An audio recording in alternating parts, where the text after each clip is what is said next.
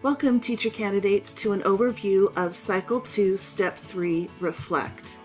We have looked at the other two steps previously. The steps prior to this have been 1, Plan, 2, Teach and Assess. So we're going to review Reflect, and next then we'll be taking a look at Apply.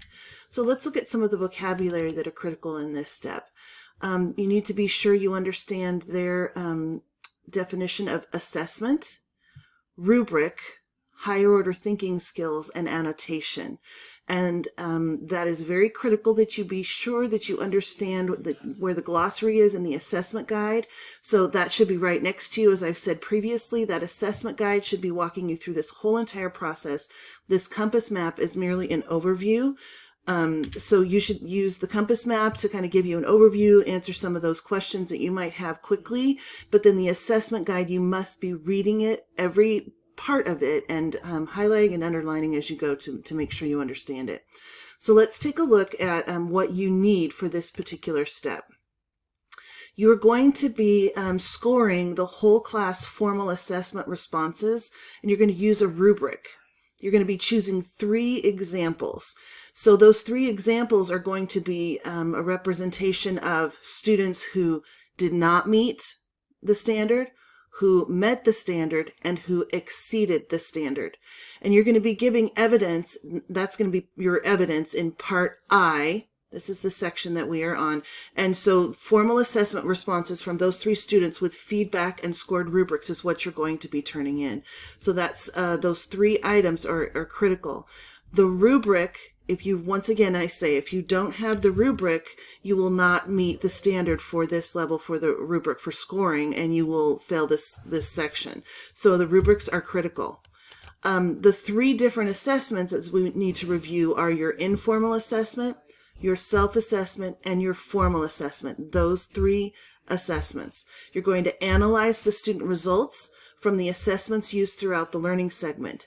And within the template that you're going to be using, there's going to be a template where you're going to fill in the data so that you can actually come to a conclusion of what percent of the class met, what percent did not meet, what percent exceeded, and so on. So that is actually in the template for you to fill out. You don't have to come up with that on your own.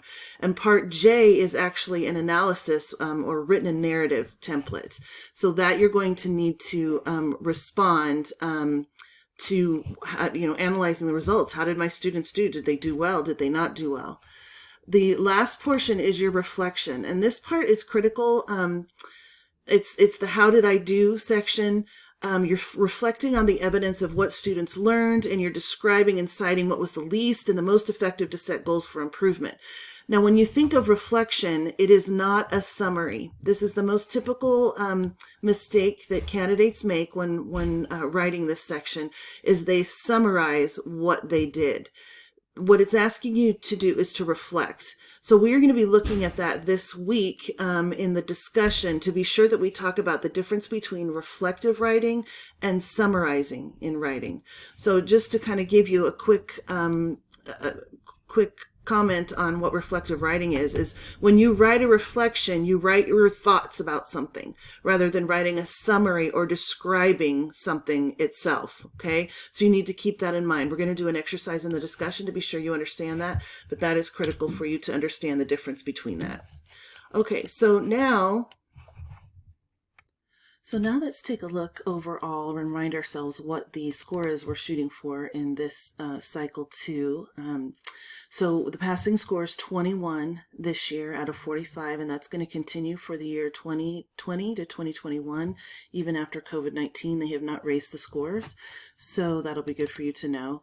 The assessment analysis is what the rubric is scoring you on.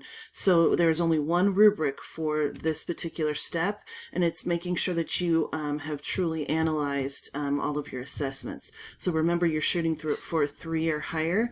You're also thinking about higher order thinking skills using words like transfer, analysis, interpretation, evaluation, and synthesis.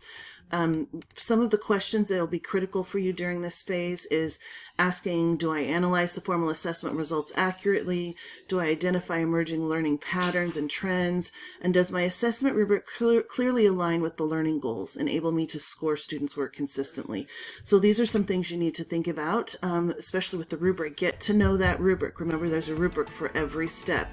There may be 2, 3, 4 rubrics per step. It just depends on which step you are on. So we will move on to step 4. The next step is apply, and we will talk about that next.